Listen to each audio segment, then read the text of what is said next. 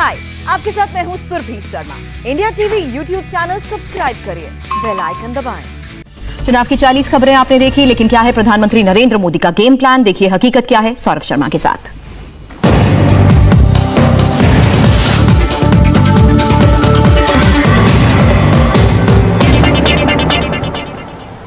नमस्कार, मैं हूं सौरभ शर्मा। आज प्रधानमंत्री का पूरा रूटीन ही बदल गया। वजह है हॉकी का मेडल वाला मैच। हिंदुस्तान ने इतिहास रचा, 41 साल बाद हॉकी में मेडल जीता है। प्रधानमंत्री आज सबसे ज्यादा बात हॉकी की ही कर रहे हैं। योग छोड़कर योगी ने आज पहले मैच पर नजर बनाए रखी और इतनी बारीकी से मैच देखा कि पिछले 1 घंटे से एक हॉकी खिलाड़ी के बारे में बात कर रहे हैं। मोदी ने आखिरी सेकंड्स का जिक्र करते हुए भारत के गोलकीपर पी.आर. श्रीजेश का नाम लिया। आखिरी गोल बचाने के एफर्ट को स्पेक्टेकुलर परफॉर्मेंस कहा। टीम के कप्तान मनप्रीत सिंह की लीडरशिप की तारीफ की। हार्दिक सिंह को भविष्य का ब्राइट हॉकी प्लेयर बताया। अटैक और डिफेंड करने वाले मिडफील्डर नीलकांत शर्मा के रोल का भी जिक्र किया। मोदी ने रुपिंदर पाल सिंह के वर्ल्ड क्लास पेनल्टी कॉर्नर की बात की। हरमनप्रीत सिंह की पावर पैक्ड परफॉर्मेंस की तारीफ की। सुरेंद्र कुमार का जिक्र, अमित रोहिदास की फीयरलेस एनर्जी की चर्चा। बेल्जियम के खिलाफ मनदीप सिंह की परफॉर्मेंस को याद किया। शमशेर सिंह, वीरेंद्र लाकड़ा, दिलप्रीत सिंह, गुरजंत सिंह, ललित उपाध्याय। प्रधानमंत्री मोदी ने एक खिलाड़ी का नाम लिया। ओलंपिक्स में इनकी विजय गाथा का पूरा ब्यौरा दिया। वजह है कि बात बहुत सरल है। 137 करोड़ की आबादी वाले देश में अब हर बच्चा हॉकी के खिलाड़ी का नाम याद रखे। लेकिन अफसोस इस बात का है कि ऐसे खुशनुमा मौके पर भी सियासत करने वाले सियासत करने से चूके नहीं। किसका क्या गेम प्लान है, समझते हैं इस खास रिपोर्ट से। सफेद जर्सी में जर्मनी के 11 खिलाड़ी इंडिया से मेडल छीनने की फिराक में थे।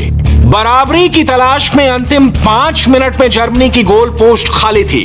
German goalkeeper Indian goal post पर अटैक कर रहा था। आखिरी के 6 सेकंड्स बचे हुए थे। ब्लू जर्सी में गोलकीपर श्रीजेश और 4 हिंदुस्तानियों पर इंडिया का परचम लहराने का दारोमदार था। धड़कनें बढ़ी हुई थी। इंडिया से लेकर जापान तक किसी को नहीं पता था क्या होने वाला है। सबकी नजरें श्रीजेश पर टिकी थी। लास्ट के 6 सेकंड्स, आखिरी penalty corner. German drag Flecker ने तेजी से गेंद लपकी, हॉकी स्टिक घुमाई, मगर जर्मन ड्रैग फ्लेकर की रफ्तार इंडियन हॉकी के वॉल यानी दीवार पी.आर. श्रीजेश को नहीं भेद पाई। वर्तमान के मोहपाश में आने वाला कल न भुलाएं। आओ फिर से दिया जलाएं, आओ फिर से दिया जलाएं, आओ फिर से दिया जलाएं। उधर टोक्यो में जश्न मना। भारत ने इस मैच को किस्मत की लकीरों से चुराया है। इधर प्रधानमंत्री की तालियां बजी। सिर्फ 6 सेकंड नहीं, कई मिनटों तक बजती रही। करोड़ों हिंदुस्तानियों की तरह नरेंद्र मोदी की एक्साइटमेंट देखने लायक थी। पूरे 70 मिनट, जी हां, पूरे 70 मिनट नरेंद्र मोदी टस से मस नहीं हुए। मोदी ने अलग से समय निकाला, योगा को ब्रेक देकर हॉकी मैच पर कंसंट्रेट किया। इंडिया ने ब्रोंज मेडल जीता। मोदी ने ट्वीट करके न्यू इंडिया के नए तेवर का मंत्र दिया। प्रधानमंत्री ने दिल्ली से डायरेक्ट टोक्यो फोन घुमाया, कप्तान से बात की, कोच से बात की, अपनी फीलिंग्स, देश की फीलिंग्स, सब कुछ बताया। नमस्कार सर।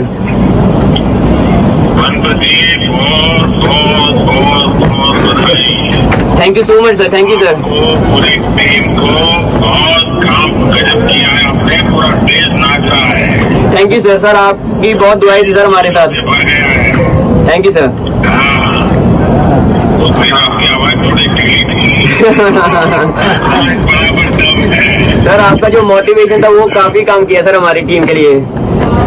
नहीं, आप लोगों की मेहनत काम कर रही थी। Thank you sir. और पीयूष जी ने भी बहुत मेहनत की आप सबके साथ। बिल्कुल सर। तो मेरा तरफ से सभी खिलाड़ियों को बधाई दे देना भैया। Thank you sir, thank you sir. मैं दे दूंगा सर। 8-15 अगस्त को मिल रहे हैं, मैंने सबको बुलाया है, तो उस दिन मिलेंगे हम लोग। जरूर सर। पीयूष जी है क्या वहाँ? हाँ जी सर, है साथ में है सर। जी सर, नमस्कार। जी बहुत बहुत बधाई भैया।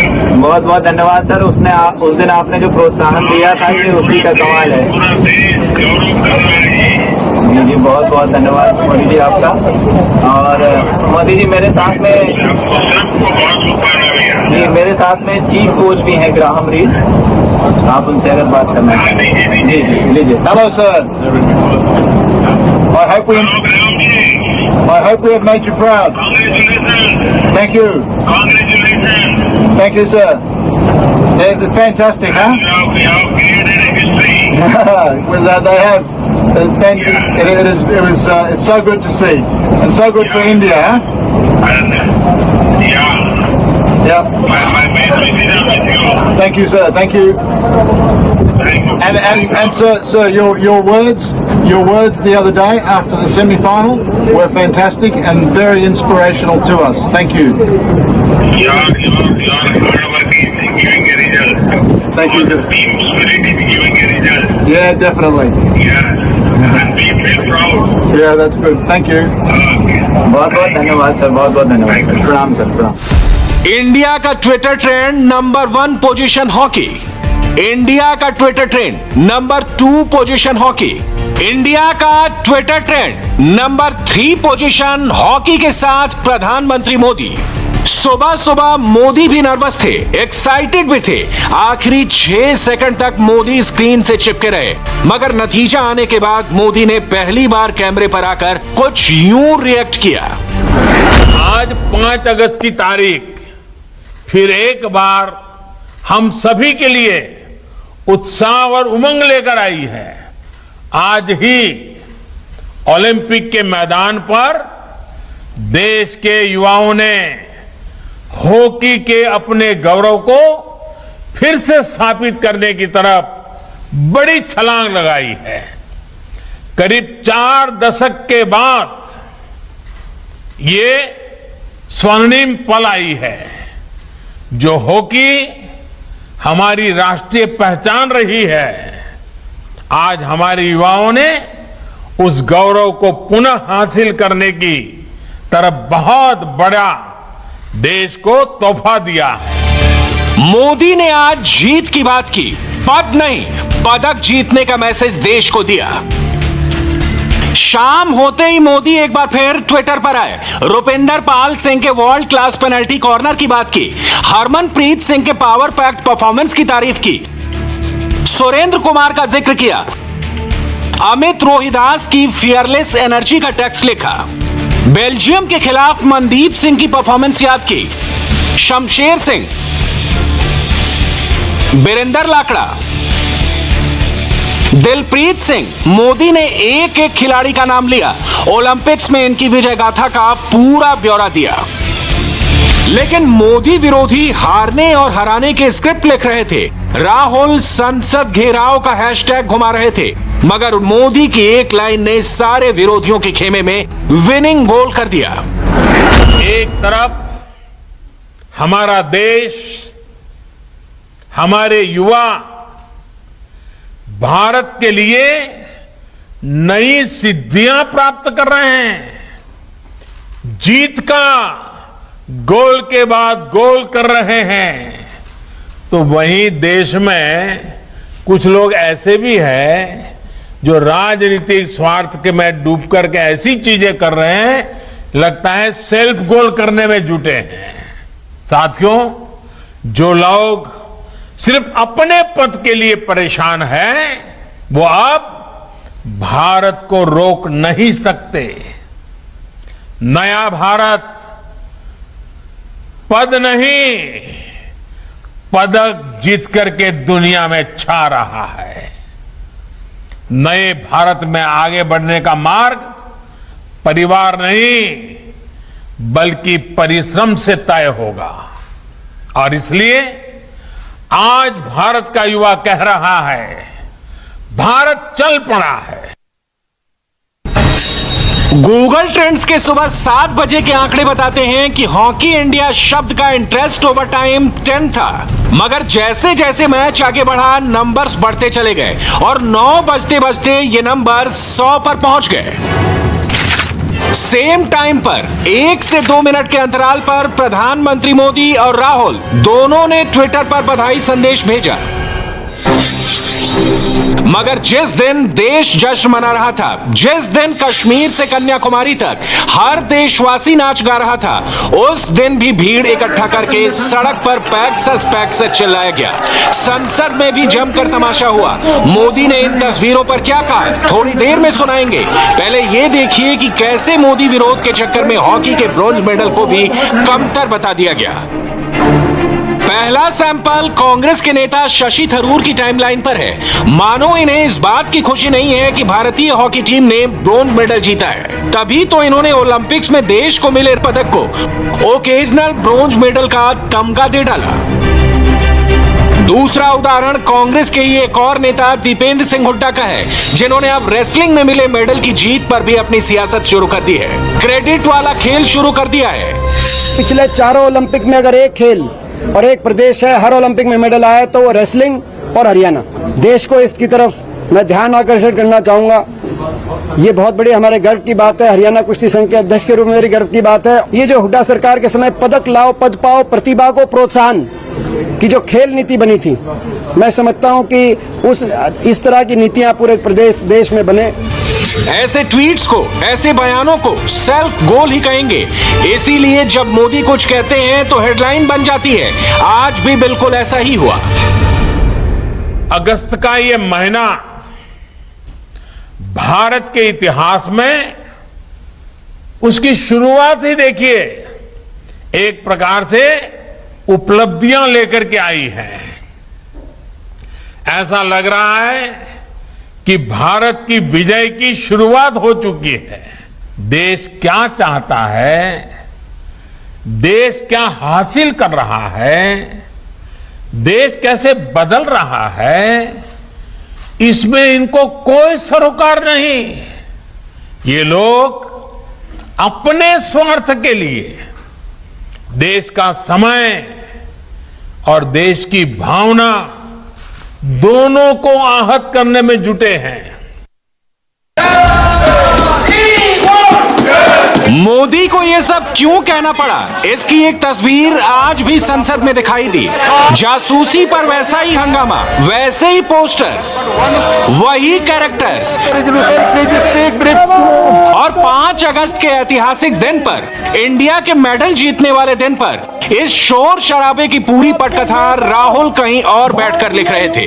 राहुल हर मैच के बाद, हर बाउट के बाद एक हाथ से ट्वीट करते, जीतने वाले को बधाई देते और मौका मिलते ही दूसरे हाथ से मोदी को कैसे हराना है, बाजी कैसे जीतनी है, इसकी भविष्यवाणी करते दिखे।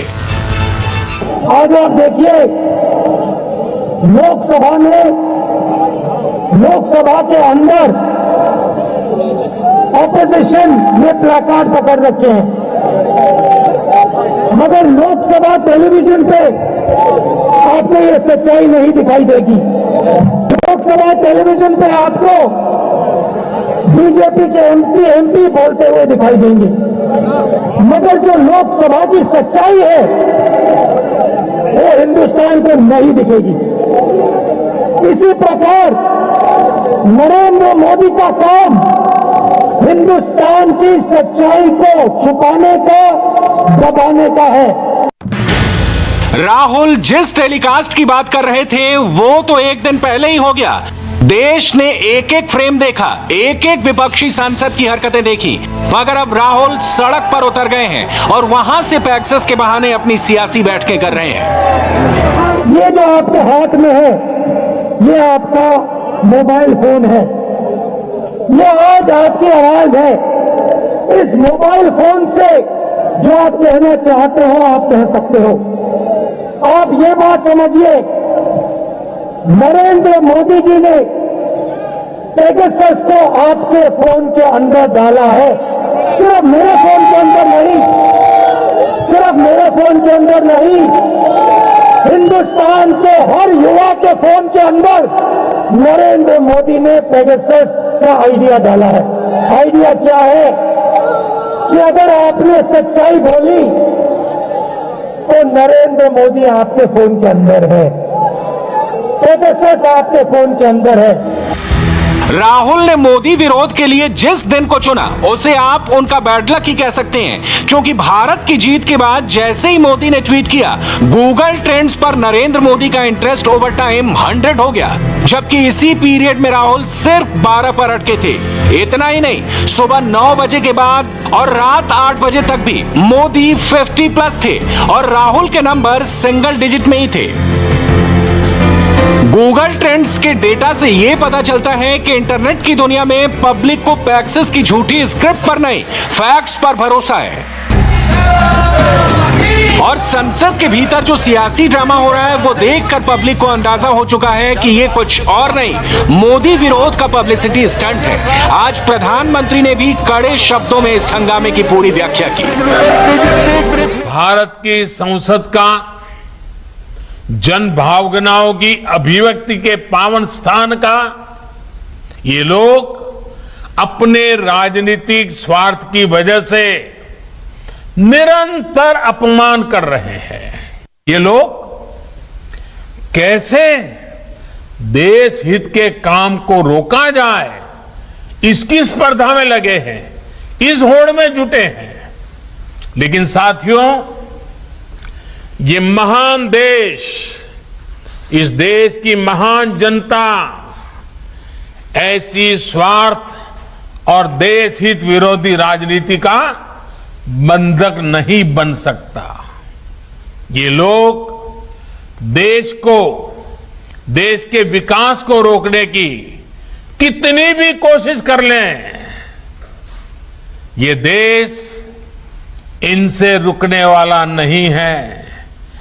वो संसद को रोकने की कोशिश कर रहे हैं, लेकिन 130 करोड़ की जनता देश को रुकने न देने में लगे हुए हैं। सिर्फ बीते कुछ हफ्तों के कीर्तिमानी देखें और जरा देखिए, जब देश नए कीर्तिमान स्थापित कर रहा था और कुछ लोग दिल्ली में संसद को रोकने में लगे हुए थे, कुछ ही हफ्तों में जो हमने कीर्तिमान देखे तो भारतीयों का सामर्थ्य और सफलता चारों तरफ नजर आता है।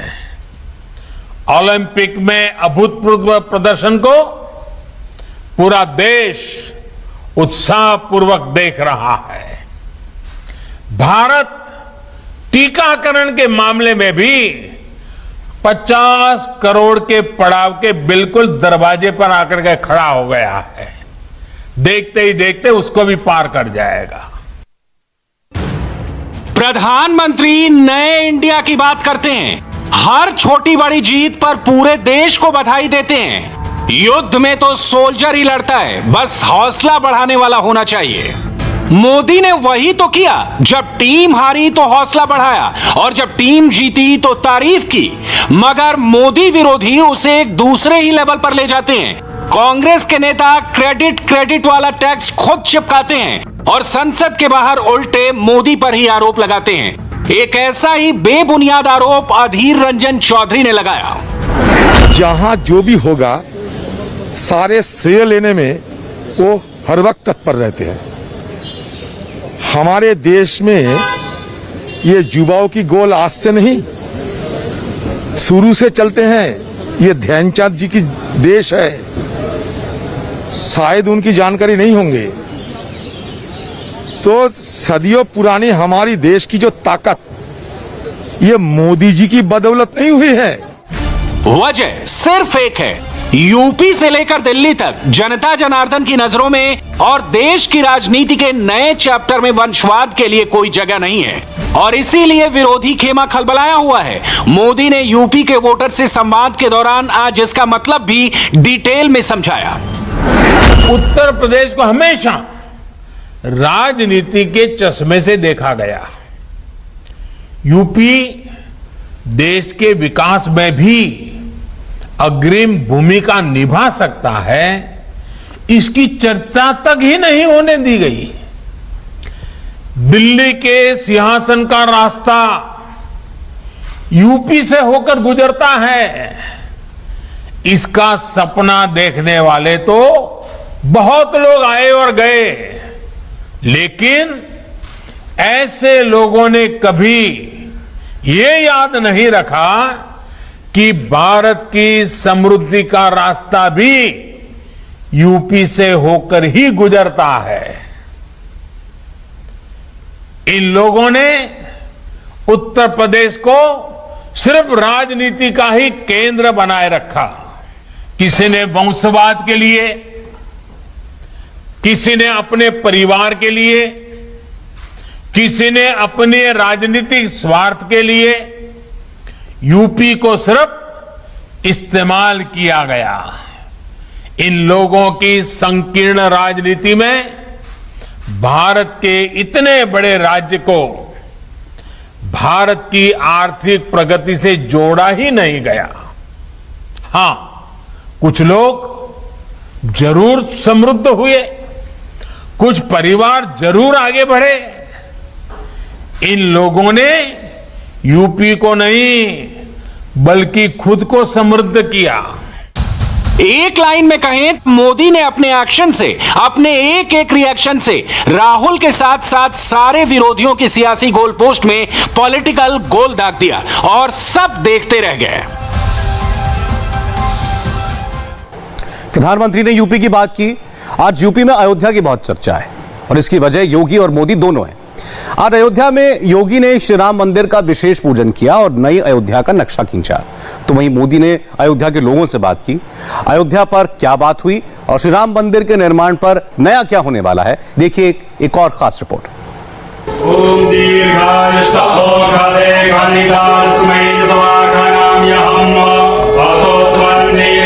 साल 2023 में जब आप अयोध्या जाएंगे तो आपको राम मंदिर बिल्कुल हूबहू ऐसा ही बना हुआ नजर आएगा।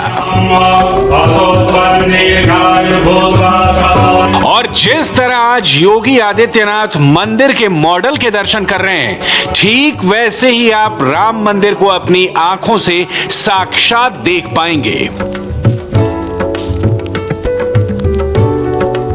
मंदिर भव्य होगा, अभूतपूर्व होगा, ना भूतो ना भविष्यति। अयोध्या स्वर्ग से भी अनुपम और सुंदर नजर आएगी। और सबसे बड़ी बात, राम मंदिर के संघर्ष की इस 500 साल पुरानी यात्रा में सबसे अहम तारीख साबित हुई है 5 अगस्त। 5 अगस्त की तारीख हिंदुस्तान की एकता, अखंडता, सुरक्षा और सम्मान के लिए मील का पत्थर साबित हुई है। आगे जब भारत का इतिहास लिखा जाएगा तो 5 अगस्त को 3 बातों के लिए याद किया जाएगा। 5 अगस्त 2019 जब जम्मू और कश्मीर से धारा 370 हटा दी गई। 5 अगस्त 2020 जब राम मंदिर के निर्माण के लिए प्रधानमंत्री ने श्री राम जन्मभूमि पर भूमि पूजन किया और भव्य राम मंदिर का मार्ग प्रशस्त हुआ। और 5 अगस्त 2021 जब 41 साल के बाद भारत की हॉकी टीम ने ओलंपिक में कांस्य पदक जीता है और कुश्ती में रजत पदक जीता। अयोध्या में राम मंदिर के भूमि पूजन की पहली वर्षगांठ पर प्रधानमंत्री नरेंद्र मोदी स्वयं वर्चुअली अयोध्या से जुड़े और उन्होंने पूरे देश को 5 अगस्त की तारीख का महत्व समझाया। ये 5 अगस्त की तारीख बहुत विशेष बन गई है, बहुत महत्वपूर्ण बन गई है। इतिहास इसको सालों तक दर्ज करेगा। ये 5 अगस्त ही है जब 2 साल पहले देश ने एक भारत श्रेष्ठ भारत की भावना को और सशक्त किया था। करीब करीब 7 दशक के बाद 2 साल पहले 5 अगस्त को ही आर्टिकल 370 को हटाकर जम्मू कश्मीर के हर नागरिक को हर अधिकार, हर सुविधा का पूरा भागीदार बनाया गया था। यही 5 अगस्त है जब पिछले साल कोटि कोटि भारतीयों ने सैकड़ों साल बाद भव्य राम मंदिर के निर्माण की तरफ पहला कदम रखा। आज अयोध्या में तेजी से राम मंदिर का निर्माण हो रहा है और आज 5 अगस्त की तारीख फिर एक बार हम सभी के लिए उत्साह और उमंग लेकर आई है। आज ही ओलंपिक के मैदान पर देश के युवाओं ने हॉकी के अपने गौरव को फिर से स्थापित करने की तरफ बड़ी छलांग लगाई है। करीब 4 दशक के बाद ये स्वर्णिम पल आई है। जो हॉकी हमारी राष्ट्रीय पहचान रही है, आज हमारे युवाओं ने उस गौरव को पुनः हासिल करने की तरफ बहुत बड़ा देश को तोहफा दिया है। भूमि पूजन के 1 वर्ष पूरे होने के विशेष मौके पर श्री राम लला को विशेष कपड़े पहनाए गए। राम लला के नए कपड़े दिल्ली से बनकर आए थे। रात 4 बजे श्री राम लला के कपड़े अयोध्या लाए गए। श्री राम लला को पीला सुनहरे रंग का कपड़ा पहनाया गया। दोपहर 12 बजे योगी आदित्यनाथ अयोध्या पहुंचे। सबसे पहले योगी आदित्यनाथ ने श्री राम लला के दर्शन किए, श्री राम लला को प्रणाम किया, फिर भव्य मंदिर के मॉडल के सामने शीश नवाया और इसके बाद योगी सरकार ने अयोध्या को लेकर बीजेपी सरकार का विजन सबके सामने रखा। अयोध्या को एक नई अयोध्या के रूप में विकसित करने के लिए 8,568 करोड़ रुपए की नई परियोजनाओं को वर्तमान में डीपीआर और आदि की बनने की प्रक्रिया के साथ आगे बढ़ा करके 1 वर्ष पूर्व की इस बृहद कार्यक्रम के अभियान को आगे बढ़ाने का एक कार्यक्रम अयोध्या धाम से आपने प्रारंभ किया था। वह अयोध्या एक नई अयोध्या के रूप में वैश्विक जगत में देखने को प्राप्त होगी। 2022 के यूपी चुनाव से पहले श्री राम लला के दुर्लभ दर्शनों की तारीख सामने आ गई है और साल 2024 के लोकसभा चुनाव के 4 महीने पहले श्री राम लला के दर्शनों की शुरुआत हो जाएगी। राम मंदिर 3 फ्लोर का होगा। राम मंदिर का पहला फ्लोर दिसंबर 2023 तक तैयार हो जाएगा। इसी पहले फ्लोर यानी ग्राउंड फ्लोर पर गर्भगृह में श्री राम लला की मूर्ति को स्थापित किया जाएगा। दूसरे और तीसरे फ्लोर का काम चलता रहेगा और पहले फ्लोर पर श्री राम लला के दर्शनों की शुरुआत भी हो जाएगी। यानी लोकसभा चुनाव से पहले माहौल राममय होगा और इसका फायदा बीजेपी को मिलेगा। हमने श्री राम लला के मुख्य पुजारी सत्येंद्र दास जी महाराज से भी बात की। सत्येंद्र दास जी ने ही योगी आदित्यनाथ को श्री राम लला की पूजा करवाई। श्री राम जन्मभूमि पर चल रहे निर्माण के काम को भी आचार्य सत्येंद्र दास बहुत करीब से देख रहे हैं। उन्होंने बताया कि श्री राम जन्मभूमि पर इस वक्त कितना काम पूरा हो चुका है। बड़ी बड़ी मशीनें आई, खूब तेज चला। जब अब 25 फीट मैंने 25 फुट तक 44 बनना 25 तक बन चुका है, तो लगभग आधा से ज़्यादा बन गया है। तो आशा है कि यह 1 महीने तो कह रहे हैं, जो इंजीनियर से हमने बात किया है उसने कहा कि हम 15 सितंबर तक इसको पूरा बता देंगे। तो 15 सितंबर तक यदि बन जाता है, नींव उसकी भराई हो जाती है, तब उसके बाद आगे का काम जो शुरू होगा उससे कितना जल्दी उसमें होता है, ये तो कारीगरों के ऊपर और इंजीनियरों के ऊपर निर्भर करता है कि वो बनाने में कितना समय लगावें। 5 अगस्त को जब भूमि पूजन के 1 साल पूरे हुए हैं, इस खास मौके पर कई दशकों से श्री राम लला की पूजा कर रहे आचार्य सत्येंद्र दास जी काफी भावुक हो गए। उन्होंने संघर्ष की वो कहानी सुनाई जब राम लला टेंट में थे और सर्दी, गर्मी और बरसात झेल रहे थे। वाटर प्रूफ और फायर प्रूफ के कपड़े से मंडप बना था, ये त्रिपाल लगाया था। उसमें इतनी गर्मी होती थी कि वहाँ गर्मी में रह नहीं जा सकता था। बरसात जब होता, हवा चलती तो सीधे सिंहासन तक जो है वो पानी पूरब से हवा चलने पर जाती थी। बरसात की स्थिति, ठंडी तो पड़ती थी, ठंडी के लिए तो वही रजाई की व्यवस्था होती थी, वो उड़ा देते थे रामलला को, फिर मंदिर बन करके चले आते। तो कठिनाई बहुत सही वो तो जगह उस दिन भावना आया, ये आशा जगी जिस दिन 9 नवंबर को ये आदेश हो गया रामलला के पास, तब ये हो गया कि मंदिर अब तो बनेगा ही, चाहे वो 2 साल लगे, 4 साल लगे, 5 साल लगे, लेकिन अब बनेगा ही। राम मंदिर बनने की सबसे ज्यादा खुशी आज अयोध्या वासियों के चेहरे पर नजर आ रही है। अब जब ट्रस्ट ने कह दिया कि 2023 में आप जब राम जन्मभूमि जाएंगे तो गर्भगृह पे आप दर्शन कर पाएंगे और 25 तक मंदिर बन जाएगा। मैडम, जहाँ तक मंदिर का प्रश्न है, मंदिर तो हमारे दिलों में बहुत पहले बन चुका था। केवल धरातल पे आना था कि हमारे माननीय योगी जी और माननीय मोदी जी की कृपा से ये मंदिर का निर्माण 2023 नहीं, ये बहुत पहले बन चुका है। एक बार फिर आएंगे भव्य मंदिर देखने जब बन जाएगा। 2023 में गर्भगृह पे दर्शन हो जाएंगे। जी हाँ, मैंने सुना है कि 2 साल में ये और तैयार हो जाएगा पूरा मंदिर और मंदिर अच्छे से बन जाएगा। ये हमारे मुख्यमंत्री जी की कृपा रही है जो इतने जल्दी से ये सारे काम हो रहे हैं, बहुत तेजी से काम हो रहा है, लोग बता भी रहे थे यहाँ पे। और ये प्रधानमंत्री जो हमारे मतलब 500 सालों से जो चीज़ नहीं हो पाई अचानक से ऐसे हो जाना हम लोग के लिए भी सरप्राइजिंग रहा है, पूरी दुनिया के लिए सरप्राइजिंग रहा है। तो बहुत अच्छा लग रहा है ये जान के कि जल्दी ही मंदिर भी तैयार हो जाएगा। मंदिर बन जाएगा, यहाँ का व्यापार बढ़ेगा, यहाँ पे और सारी सुविधाएं उपलब्ध हो जाएंगी, तो यहाँ के सारे लोग खुश तो रहेंगे। मोदी ने जो कार्य किया है उसका सराहनीय कार्य है और सनातन धर्म को जिंदा करने का काम किया उन्होंने। बहुत पूर्ण विश्वास से योगी जी का सराहना कर रहा है और मंदिर तो 100% गारंटी है कि बन जाएगा, उसमें तो कोई देरी नहीं होने वाला है। अब जितना जल्दी से जल्दी बन जाएगा, अब बन जाएगा। हमें से 25 तक बन जाएगा, हर हालत में पूर्ण विश्वास है हम सब भक्तों को और सब हमारे महंत लोग लगे पड़े हैं इस कार्य में। कुल मिलाकर राम और रोटी ये 2 मंत्र हैं जिससे बीजेपी यूपी के चुनाव सेमीफाइनल और देश के चुनाव का फाइनल जीतने का प्लान बना रही है। अयोध्या से Ruchi Kumar, India TV. Hi, I am Surabhi Sharma. खबरों से अपडेट रहने के लिए India TV YouTube channel subscribe करिए, साथ में बेल आइकन जरूर दबाएं। जुड़े रहें इंडिया टीवी के साथ।